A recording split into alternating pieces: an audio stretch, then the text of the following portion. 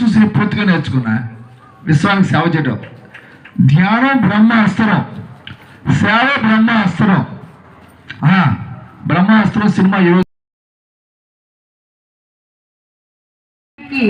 5వ ధ్యాన మహాయజ్ఞానికి లోకమంత తల్లిగా